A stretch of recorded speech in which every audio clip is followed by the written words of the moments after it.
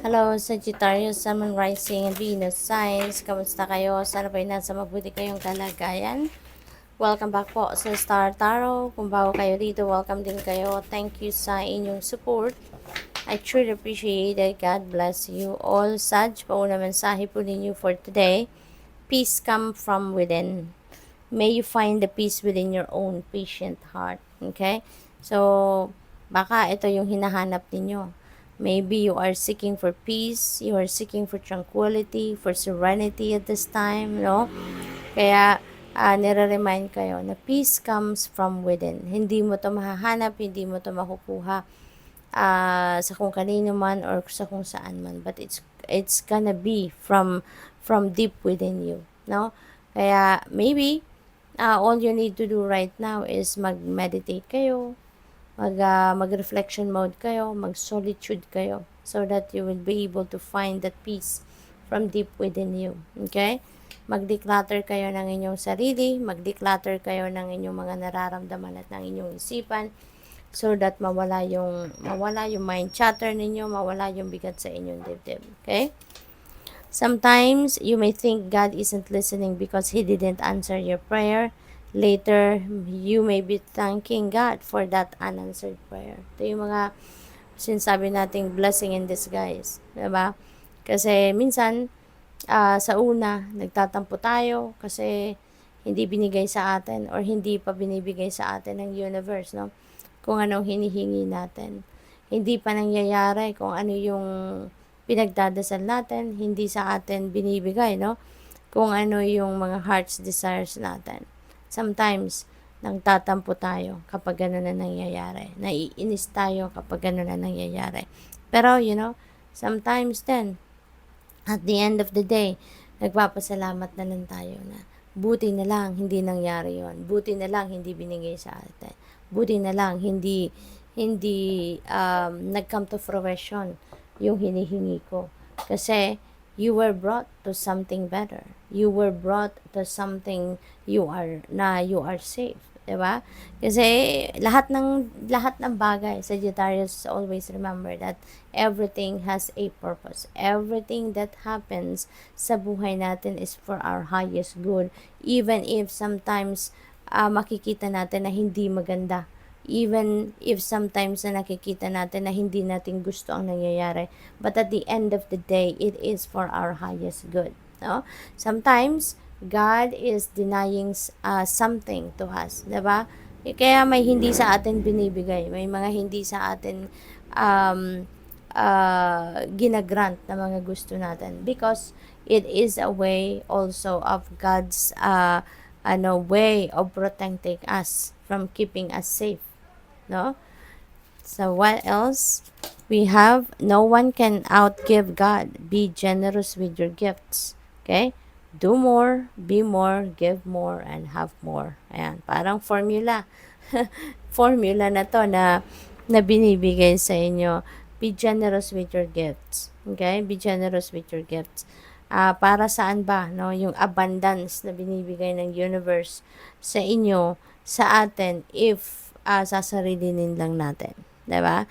So, the more you give, the more you receive, hindi ba?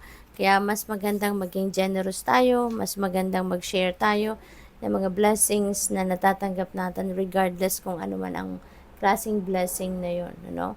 Kasi the more na mas generous tayo, the more na compassionate tayo, the more na nagbibigay tayo at nag-share, mas marami pang ibinibigay or ibinabalik sa atin ng universe. Stay humble, know within that you are amazing. Let the world find out by your actions without you saying a word. Ayan, yung parang yung wag na nating buhatin ang sarili nating bangko, no? Stay humble, wag na nating buhatin wag na nating ipangalandakan kung anong ang nagawa natin, 'di ba? Kung anong meron tayo, kasi let your actions speak, 'di ba? Kumbaga, let the world find out your actions without you saying a word. Kasi people know, no? Nare-recognize sa mga tao yung mga ginagawa ng ibang tao. Kaya hindi na natin kailangan na tayo pa magsasabi kung anong mga accomplishments natin, 'di ba? When you love yourself, it's easy to love others. That's very true. If alam mo kung paano mahalin ang sarili mo, alagaan ang sarili mo, napakadali na lang gawin yan para sa iba. 'Di ba? Mahihirapan tayong mag-express ng pagmamahal sa iba, gawin, mag-perform ng kung ano man ang kung paano natin ipapakita or ipaparamdam sa iba yung love if we don't even know how to love ourselves. 'Di ba? So, what else? Think abundant thoughts. See yourself living an abundant life. God has created more than enough for everyone. So, tune into your abundance. Okay? Lahat, no? Lahat tayo ay entitled for the abundance of the universe. The universe has something for every one of us. Kaya hindi pwedeng yung iba abundant, yung iba hindi. 'Di ba? Kasi lahat tayo entitled for the abundance of the universe.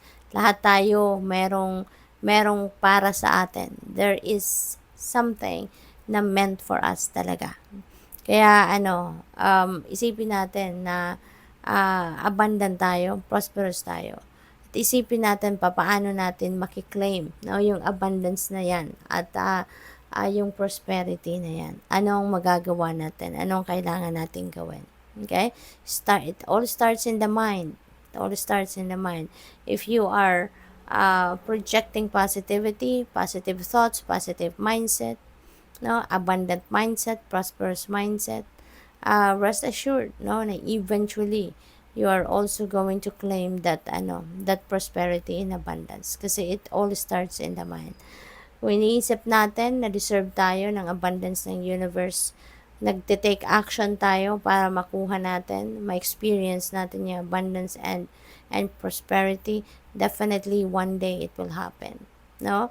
Kaya aware tayo dapat sa thoughts natin, aware tayo dapat sa mga emotion, feelings natin, and attitude natin. Okay?